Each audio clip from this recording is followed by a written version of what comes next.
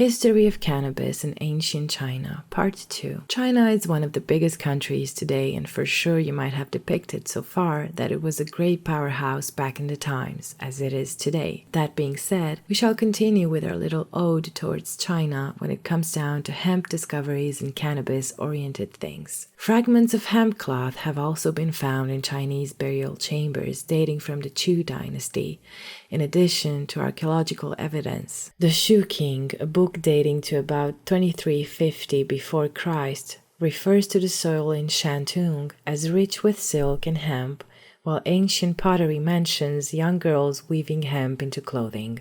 The Chinese also relied on hemp for warfare. Due to its strength and durability, Chinese archers made bowstrings from hemp because these hemp bowstrings were stronger than the enemy's bamboo ones. The Chinese arrows could fly further. This was a large advantage in war. In fact, hemp was so important that Chinese monarchs allocated large portions of land specifically for growing hemp. Can you guess what thing that we still use a lot today made its debut baby steps all the way back in ancient China? Rock, scissors, paper.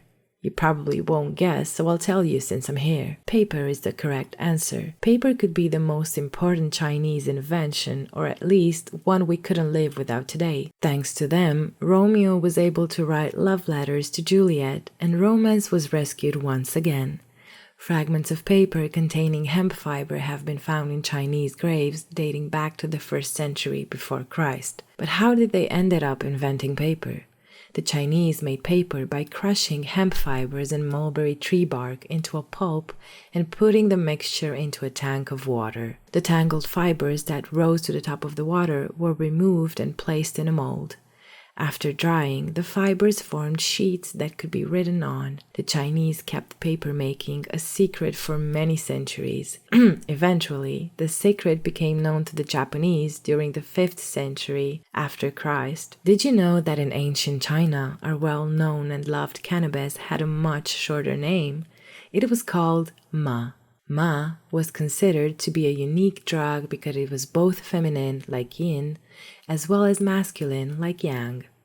Yin represented the weak, passive, and negative female influence in nature, while yang represented quite the opposites, like the strong, active, and positive male force. Whenever yin and yang were in balance, that meant the body was in harmony and health. Whenever they were out of balance, the body was in a state of chaos and illness. Chinese people made sure to study closely this amazing plant they stumbled upon, which they called ma, and realized that the female plant produced much more medicine than the male plant. Ma was used often in order to substitute or treat absences of yin, such as female menstruation, gout, malaria, constipation, and other weaknesses.